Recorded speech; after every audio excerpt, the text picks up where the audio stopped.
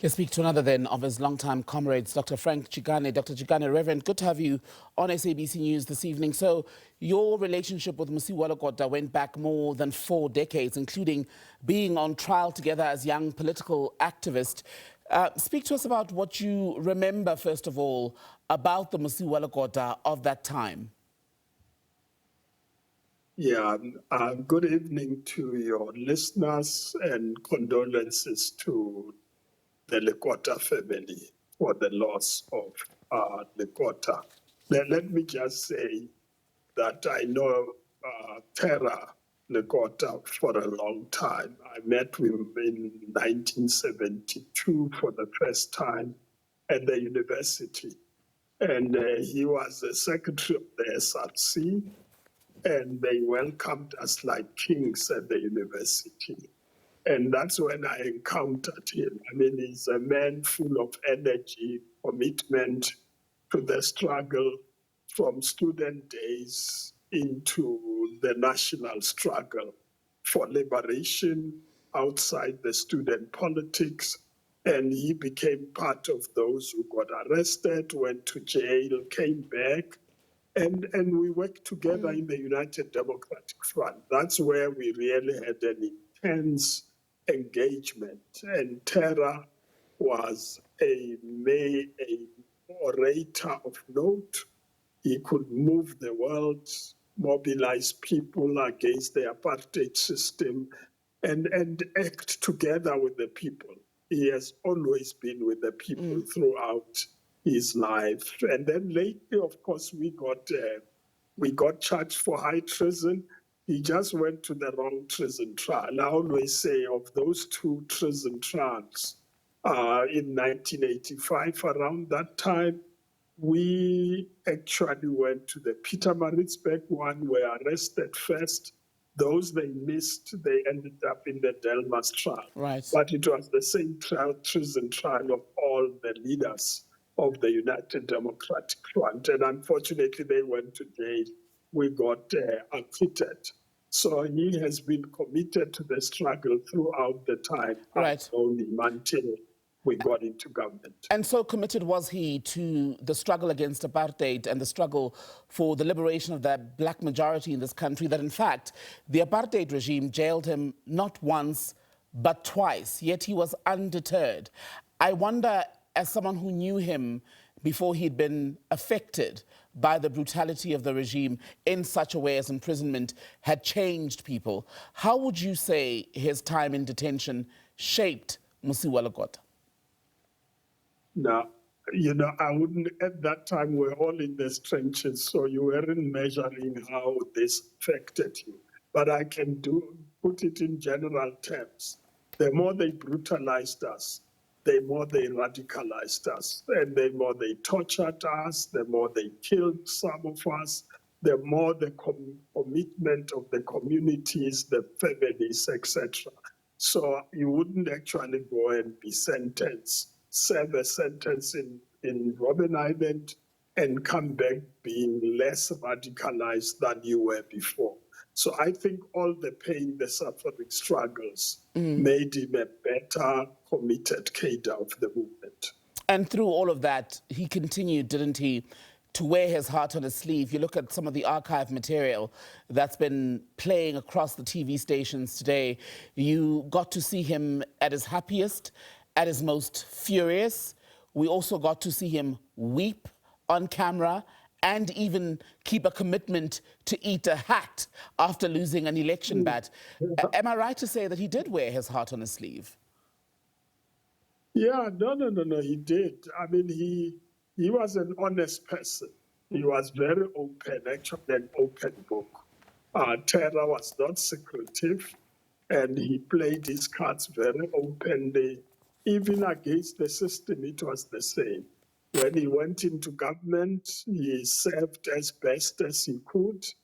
And when he left and became leader of COPE, he still maintained his same demeanor of a person who's committed to the liberation of the people and changing the quality of life of people in this country.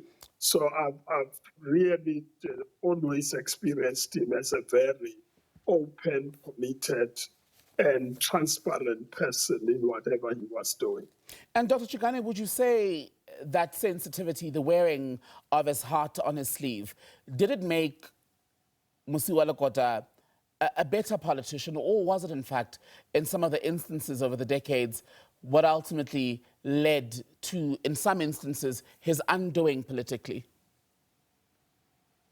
Well, I wouldn't want to go into that area because it's, I mean, you're really analyzing towards the end of his life. Now, at times people forget about what you did because of things that happened towards the end, especially when he was not well enough to continue providing the leadership. And I wouldn't want to go into Right. that political space. I just want to say that Terra Lekota is more than a party. Whatever happened in Cope and his decision to go to Cope was his own decision. I mean, I was there when those decisions were made. Some of us felt, although as angry as he was, did not think we needed to leave the African National Congress. He made that decision, and I respect him for his own decision and began to mobilize the way in which he did. I think we will not always see things the Right. same way, and the struggles within COPE can't then measure his contribution to our liberation struggle. No, and I don't want to speak about the struggles with COPE, but I want to reflect then on that moment around late 2007, 2008, when post the ANC Polokwane conference, people like Mosioua Lekota, along with Mbazi Mashilowa, then decided to leave. As you say, as angry as you were, you even detailed this in a book, some of you decided otherwise to stay in the movement. As you reflect on that moment now, I wonder if your heart perhaps still breaks, as it did for many at the time, that ultimately that there was the splinter, people who had fought shoulder to shoulder with you for decades had chosen to leave. And added to that, as the final chapter is written, what do you think will then be, or should be, Mosioua Lekota's single, if it is a single, enduring legacy? Well, the legacy of Terra Lekota should be that he joined the people in the struggle. He waged that struggle. He paid a price for it until we were free. And he was part of the transformation of society that we worked together with him on. There was lots of work the first 10 to 15 years of our engagement with government in terms of transformation of society. But, you know, the event of 2007 still has to be written about. But indeed, it was unfortunate. It cost the ANC dearly. And it is ultimately not Polokwane that made Terra Lekota leave. I think it was the removal of Thabo Mbeki as president that really made him leave with other cabinet ministers, and they didn't think that they could continue in that sense. And then that's when he then formed the COPE. And Right. I understand that the anger was so great. I understand that some of them made that choice. And I don't think it's the right time to then spend time critiquing about whether or not it was a good decision for him. It was a choice he made. Some of us made a different choice, and I think we should accept it And as a historical reality. Yeah. lastly, then, as people who met in your student activism days, I wonder what the dreams, the goals, the aspirations for yourselves and each other were at the time. Was, for example, someone like Mosioua Lekota an individual that you, as friends and comrades, would have seen rise, perhaps even to the level of the leader of the movement, perhaps president, possibly? Yeah, no, I wouldn't want to speculate. But if you ask me about my encounter with him, that's where I started. I arrived at Tefluop as a young student to do course one at the university. And he and Aubrey Mukwena, who's another comrade who really, may his soul rest in peace, met us at the train station. We used to come in trunks and go into a train overnight. It was tough to be in a Bush University, which is prescribed for Black people. But they made us feel like kings when we arrived there. And they were committed to that struggle. I mean, the energy of terror, you couldn't miss it, even when you arrived there as secretary of the SABC. But you know what? In 2 weeks' time, the university was closed. Right. Because, they banned SASO. And then when they produced a diary for the students and it had SASO in it, the university pulled out the pages and the SRC decided it's not going to have that.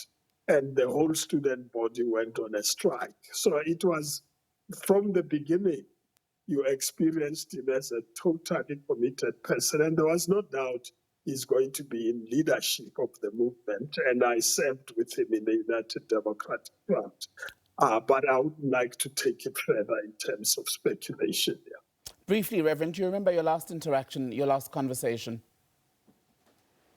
Yeah, with Comrade Terra. Yes. Yeah, we met. He stayed around Midrand, and I met him, around Midrand, and we exchanged views.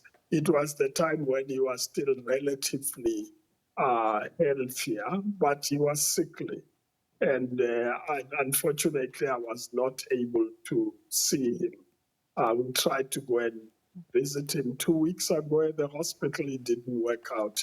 And I'm sorry that we missed that opportunity for the last moments. But may his soul rest in peace. He has served the nation and he deserves to be given the last respect in the best way in which the nation can do it. And we appreciate your time this evening on SABC News. So Dr. Frank Chikane is speaking to us on the passing of Mosiuoa Lekota.